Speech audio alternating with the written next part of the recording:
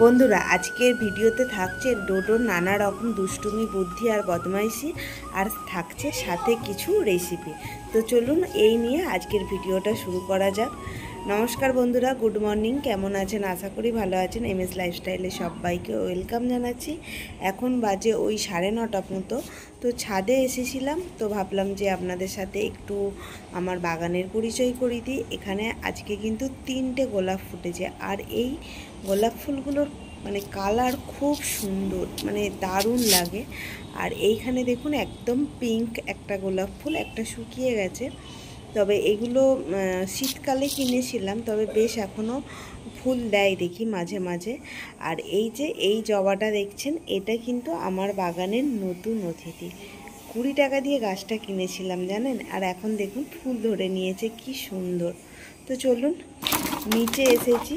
আর কালকে দাদা ভাই নিয়ে এসেছিল মাগুর মাছ, আর ডোডো সেটাকে এখন মারবে, তার জন্য নুন দিচ্ছে। ও এইগুলো এত পছন্দ করে যে কি বলবো। ও নুন দিয়ে ঢাকা দিয়ে দিচ্ছে।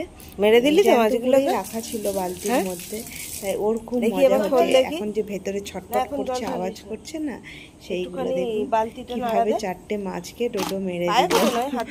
যাই হোক, খাওয়ার জন্য তো মারতে হবে, তবে এখনো লাফাচ্ছে। এগুলোকে এখন কাটাকাটি করতে হবে, যেগুলো আমার খুব বিরক্ত লাগে, কিন্তু কিছু করার নেই। এই যে বসে গেছি এখন আমি মাছ কাটতে, আর ক্যামেরাম্যানটা অবশ্যই কিন্তু ডোডো। তবে আজকে মাছগুলো দিয়ে কিন্তু সবজি দিয়ে পাতলা ঝোল হবে, যেটা খেতে সত্যি ভালো লাগে। আর বিশেষ করে তো এই গরমে আরও ভালো লাগে। দেখুন এখানে পেঁপে, গাজর, আলু আমি নিয়ে নিয়েছি, আর ভালোভাবে এগুলোকে একটু ভেজে নেব। আর এই মাছটার ভিডিও করিনি, কারণ খুব ছিটকা এই মাছগুলো, তাই অনেক সাবধানে মাছগুলোকে ভেজেছি। আর সবজিগুলো এখানে ভাজা হয়ে গেছে এখন। আর এখানে মশলাটা কষাচ্ছি, তবে বিশেষ কিছু মশলা না, একটুখানি পেঁয়াজ, আদা, আর রেগুলার যে মশলা ধনে, জিরে, সামান্য একটু লঙ্কা গুঁড়ো, একটু টমেটো দিয়ে সবজিগুলোকে ভালোভাবে কষিয়ে নিলাম দেখুন। আর এরপরে কিন্তু আমি জল ঢেলে দেবো। তবে এই মাছের ঝোলটা আমরা সবাই ভালোবাসলেও মানা কিন্তু অতটা পছন্দ করে না, তাই কি করি, এই সব মাছ যেদিন হয় সেদিন কিন্তু ওকে খাইয়ে দিই, তাহলে খেয়ে নেয়। দেখুন ঝোলটা ফুটে গেছে, আর সবজিগুলোও কিন্তু 80% সিদ্ধ হয়ে গেছে। তো তার জন্য আমি এবার মাছগুলো দিয়ে দিলাম, দিয়ে আর একটুখানি ফুটিয়ে নিয়ে এবার এটাকে নামিয়ে দেবো। দেখুন এখানে হয়ে গেছে। আর বাচ্চারা খাবে বলে বেশি ঝাল দিইনি, তাই কাঁচা লঙ্কা দুটো দিয়ে দিলাম, প্রয়োজন মতো আমরা সেটা নিয়ে নেব। তো এখানে মাগুর মাছের ঝোল রেডি, একদম যাকে বলে রুগীর ঝোল, অসুস্থ মানুষ হলে যেরকম খাই সেই রকমই করেছি। তবে বেশ ভালো লাগে কিন্তু এরকম জ্যান্ত মাছের ঝোল খেতে।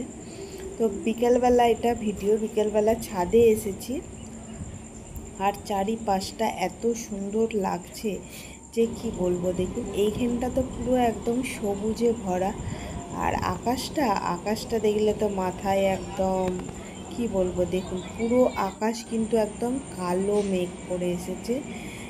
যদিও আবহাওয়া দপ্তর বলছে যে বৃষ্টি হবে, তো দেখা যাক কবে থেকে শুরু হয়। তবে এই ওয়েদারটা মনে হচ্ছে বৃষ্টি হতে পারে।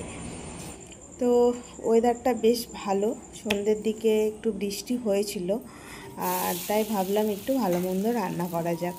তো দাদাভাই পনির নিয়ে এসেছিলো, তো আজকে বানাবো রাত্রে পনির। একটু অন্যরকমভাবেই বানাবো পনিরটা, চেষ্টা করি। তবে এটা খেতে কিন্তু মানা খুব পছন্দ করে। এটা ক্রিম পনির নিয়ে এসছে, একদম স্পঞ্জের মতো, নরম খুব। আর সামান্য একটু আলু দিয়েছি, কারণ ডোডোটা আবার পনির খেতে পছন্দ করে না। সকালের রান্নায় ডোডো পছন্দ করে, মানা করে না। রাতের রান্নায় মানা পছন্দ করে, ডোডো করে না। কী যে জ্বালা, কি বলবো। তো যাই হোক, সামান্য একটু গরম মশলা ফোড়ন দিলাম, দিয়ে একটু আদা বাটা, টমেটো বাটা দিয়ে, যেহেতু নিরামিষ করছি, ভালোভাবে একটু কষিয়ে নেব। নিয়ে রেগুলার যে মশলাগুলো, জিরে, ধনে গুঁড়ো, সামান্য একটু লঙ্কার গুঁড়ো, সব কিছু দিয়ে দেব। দিয়ে এটাকে ভালোভাবে মিক্স করে নেব। আর এবার দিয়ে দিলাম কাজু আর পোস্ত বাটা, এটাকে দিয়ে ভালোভাবে এখন মেশাবো। এটাকে বেশ খানিকক্ষণ মানে মেশাতে হবে যতক্ষণ না তেলটা ছেড়ে আসছে। হলুদ দেবো না, সাদা সাদা কালারটা কিন্তু পনিরের দেখতে খুব সুন্দর লাগে, আর হয়েছেও সাদা সাদা কালার দেখুন। এবার কিন্তু মশলার গা থেকে তেল বেরিয়ে এসছে, এই পর্যায়ে কিন্তু আমি অল্প একটু জল দিয়ে দেবো। আর যেইটা পনিরের মধ্যে আমি জলে ভিজিয়ে রেখেছিলাম সফট মানে রাখার জন্য, সেই জলটাই দিয়ে দিলাম। এক্সট্রা করে আর মনে হচ্ছে জল দিতে লাগবে না। আর বানাবো রাতে পরোটা, পনিরের সাথে পরোটাটা খেতে কিন্তু বেশ ভালো লাগে। আর ওপর থেকে দিয়ে দিলাম একটু কসুরি মেথি, বেশ ফ্লেভারের গন্ধটা বেশ ভালো লাগে খেতে। তো এই যে এখানে পনির রেডি, আর ওদিকে অর্ধেক পরোটা বানানোও কিন্তু আমার হয়ে গেছে।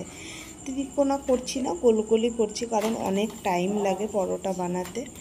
তো তবে আরেকটা মজার কি জানেন, এই যে পরোটা বানাচ্ছি এ কিন্তু রুটি করলে মানা খেত একটা, আর পরোটা বানাচ্ছি যেহেতু ও খেয়ে নেবে 2-3টে, কিন্তু রোজ রোজ খাওয়াটাও তো ঠিক নেই। তো যাই হোক, আজকের ভিডিওটা তাহলে এখানেই শেষ করছি। ভিডিওটা আপনাদের কেমন লাগলো অবশ্যই কমেন্ট করে জানাবেন, আর ভিডিওটা ভালো লাগলে চ্যানেলটা সাবস্ক্রাইব করবেন, পাশে থাকবেন। সবাইকে আজকের মতো টাটা, দেখা হচ্ছে আবার নতুন একটা ভিডিওর সাথে খুব তাড়াতাড়ি। ততক্ষণ সবাই ভালো থাকবেন।